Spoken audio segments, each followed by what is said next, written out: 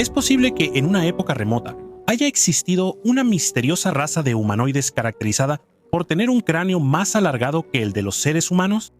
En los textos antiguos se mencionan a menudo pueblos dotados de grandes capacidades y con un aspecto físico inusual, pueblos que transmitieron a los hombres sabiduría y conocimiento.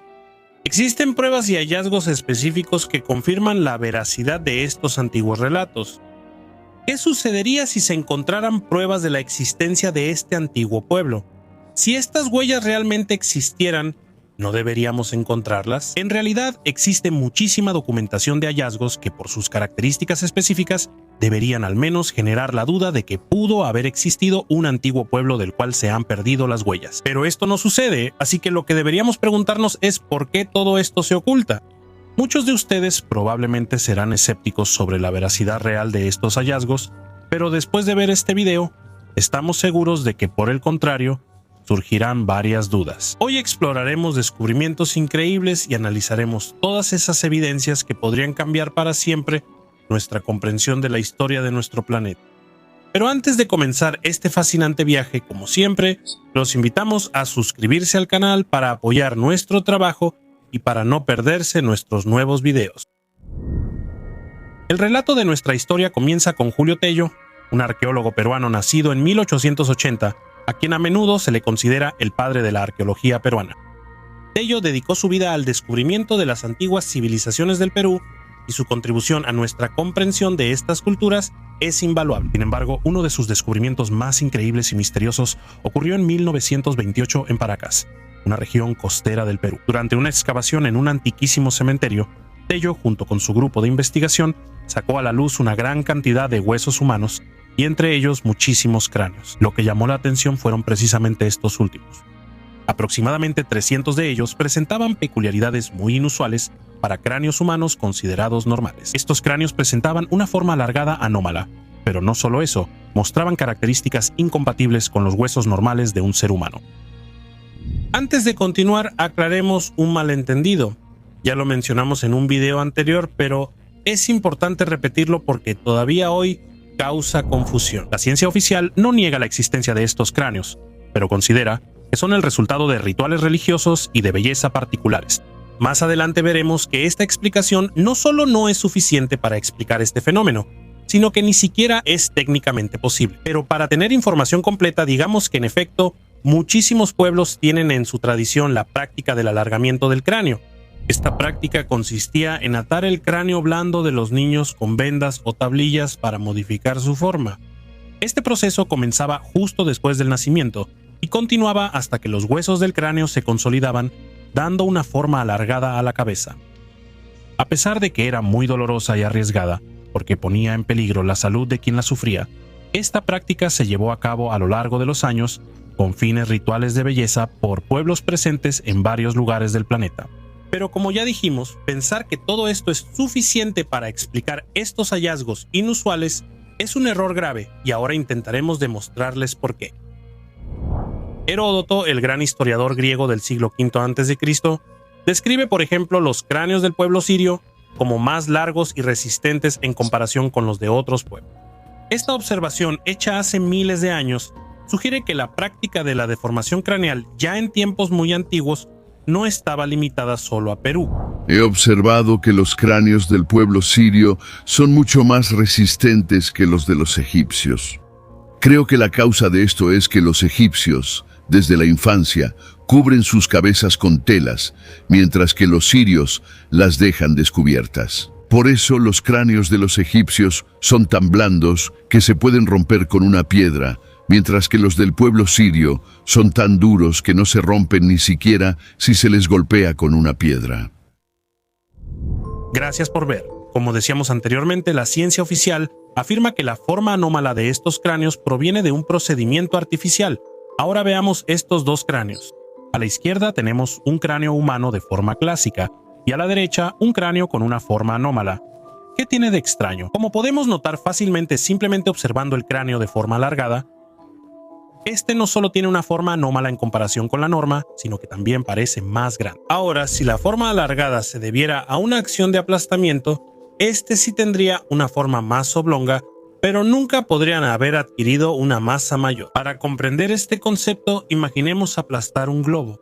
Logramos cambiarle la forma, pero el aire contenido en su interior siempre será el mismo. Sin embargo, esto no sucede con los cráneos alargados. De hecho, estos muestran tener una capacidad craneal un 25% superior. Entonces, ¿cómo es posible que tengan una capacidad craneal mayor? Todo esto ciertamente no puede ocurrir con una simple operación mecánica de aplastamiento. Algunos científicos han planteado la hipótesis de que estos cráneos presentaban patologías particulares, como por ejemplo la hidrocefalia. Pero incluso esta hipótesis no se sostiene por varias razones. La primera es sin duda que la forma de un cráneo hidrocefálico es diferente a la observada en los cráneos hallados en todo el mundo. La segunda evidencia es que es muy difícil que una patología de este tipo afectara a un número tan elevado de individuos. El hallazgo por parte de Tello de 300 cráneos de forma anómala. Pero si los individuos que tenían el cráneo deformado hubieran estado afectados por patologías particulares, que a menudo, como consecuencia, provocan una alteración de las funciones cognitivas y motoras, ¿por qué motivo muchísimos pueblos de la Tierra habrían tenido que imitar esa forma y convertirla en un modelo de belleza, o como hemos deducido de los objetos encontrados en las tumbas de estos individuos? ¿Por qué esta imitación era practicada por las clases más altas? Como decíamos anteriormente, otro detalle interesante es que los huesos que componen estos cráneos de forma anómala parecen ser más gruesos y resistentes. De esta peculiaridad, como vimos, habló Heródoto cuando describía los cráneos sirios. En Persia, en Egipto y en Siria es posible observar una diferencia significativa en la dureza entre los cráneos de las personas. Los persas usan tocados y lo mismo hacen los egipcios. Por eso los cráneos de los que mencioné son mucho más blandos que los de los persas.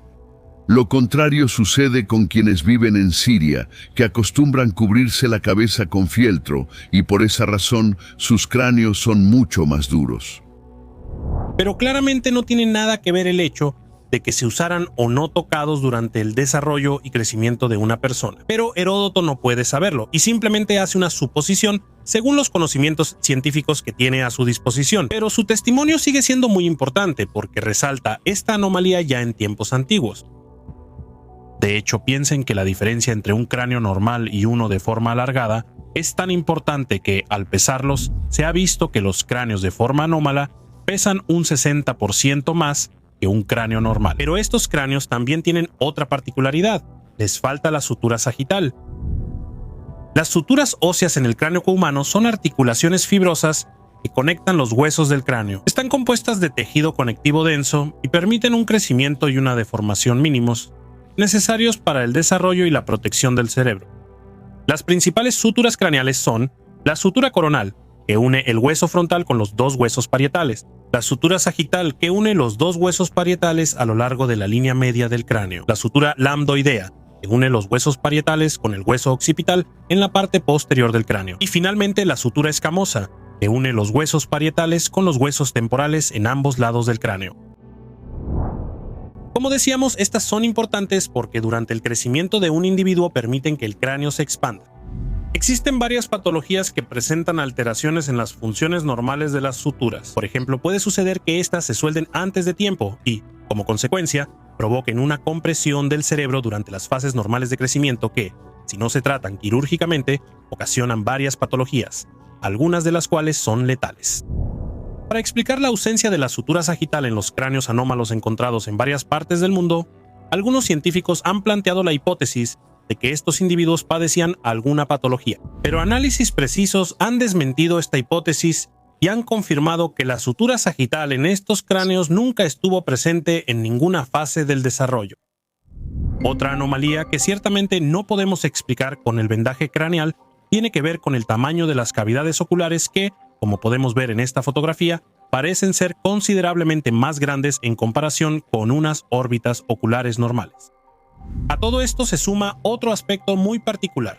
El punto donde la columna vertebral se inserta en un cráneo normal es muy diferente de donde se inserta en un cráneo de forma anómala.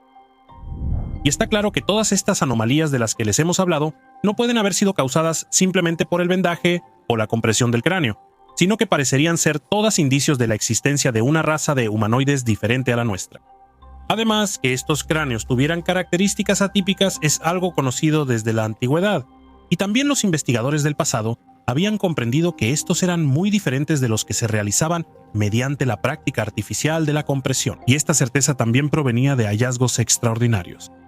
Dos investigadores del pasado, Rivero y Sciudi, en 1851 en el texto Antigüedades peruanas, describieron un hallazgo increíble. Entre las páginas del libro encontramos la descripción del hallazgo de una antigua momia de una mujer. Esta, además de tener la típica cabeza alargada, presentaba una particularidad extraordinaria: estaba embarazada. En el vientre de la mujer había, de hecho, un feto, que se estimó tenía alrededor de 7 meses. Entonces estaba próximo a nacer y completamente formado, al menos en lo que respecta al esqueleto y los huesos. En esa época, obviamente, todavía no existían las cámaras fotográficas, pero como podemos ver, junto con la descripción textual, tenemos un dibujo detallado que reproduce el hallazgo del feto. La misma conformación de la cabeza se presenta en los niños que aún no han nacido, y de esto tuvimos una prueba convincente en un feto encerrado en el vientre de una momia de una mujer embarazada que encontramos en una cueva de Huichay. Pero hallazgos similares también han ocurrido en tiempos más recientes. Por ejemplo, en Perú se encontró el esqueleto de una joven madre y cerca de ella los restos de su hijo, al que se le estimó una edad de 9 meses.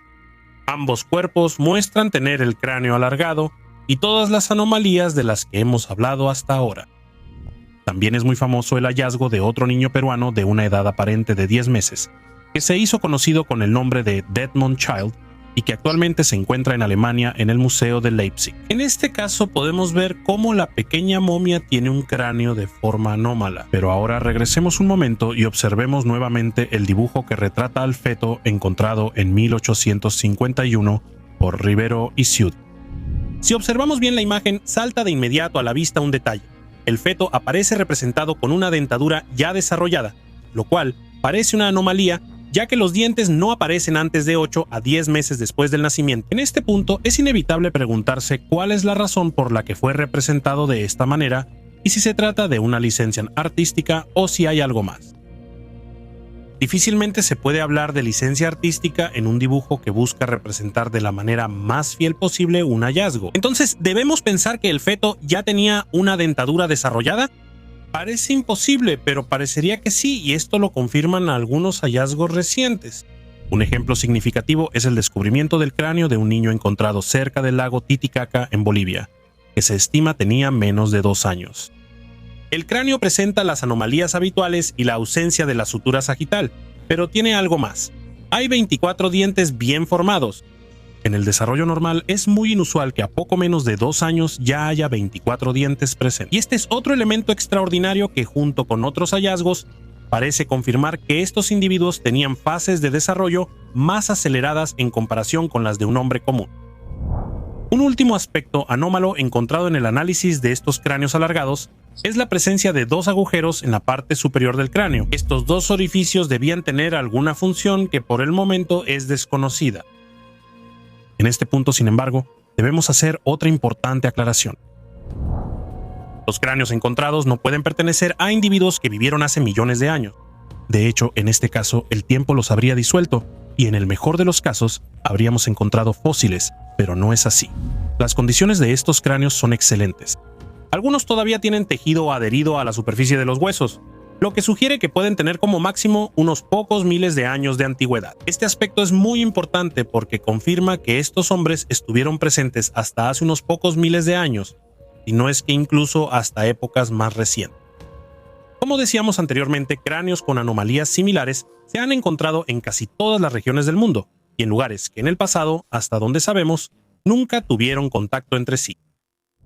Un hecho aún más curioso que se relaciona con todo lo que acabamos de decir sobre el antiguo Egipto lo mencionamos en un video anterior y para no repetirnos les dejamos el enlace en la descripción. Pero no podemos dejar de decir que es muy curioso que algunas representaciones antiguas en Egipto muestran que los faraones y sus hijos tenían el cráneo alargado.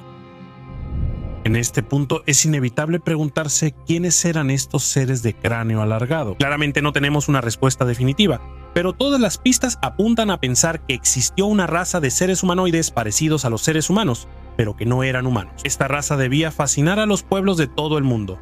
tanto que se llegó al punto de imitarlos deformando el cráneo para tratar de parecerse a ellos. Quizá eran considerados dioses o seres superiores, y la deformación craneal era una manera de acercarse a ellos. Las observaciones históricas, los hallazgos arqueológicos y las características anatómicas indican claramente que estamos hablando de una raza humana diferente, con una estructura genética distinta. El investigador estadounidense Bryan Forster, para tratar de resolver el misterio de estos cráneos alargados, inició una serie de investigaciones genéticas sobre los cráneos encontrados en Paracas, y los resultados fueron sorprendentes. El ADN de estos antiguos hombres cuenta, de hecho, una historia inesperada. Aunque Bryan Forster tomó sus muestras de cráneos encontrados en Paracas, y por lo tanto en Perú, estos revelaron la presencia de haplogrupos que están asociados respectivamente con Europa del Este, Mesopotamia y Siria. Pero aún más sorprendente fue el descubrimiento de que algunos segmentos del ADN no correspondían a ningún haplotipo humano conocido, lo que sugiere posibles orígenes genéticos únicos o desconocidos.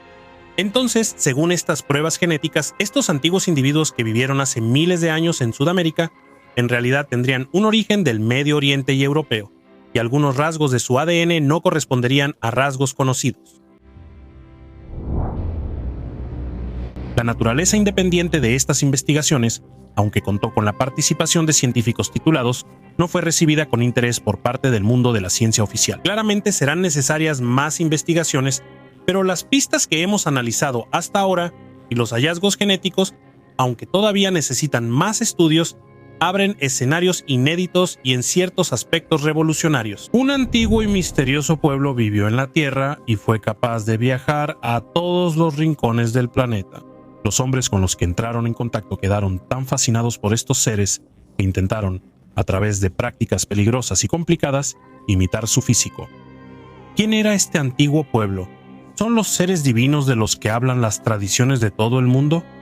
¿Hemos encontrado pruebas de su existencia? Nosotros seguiremos investigando este fascinante misterio. Ustedes háganos saber qué piensan en los comentarios. Y si les gustó el video, no olviden suscribirse al canal para apoyar nuestro trabajo y para no perderse nuestros próximos videos. Hasta la próxima historia.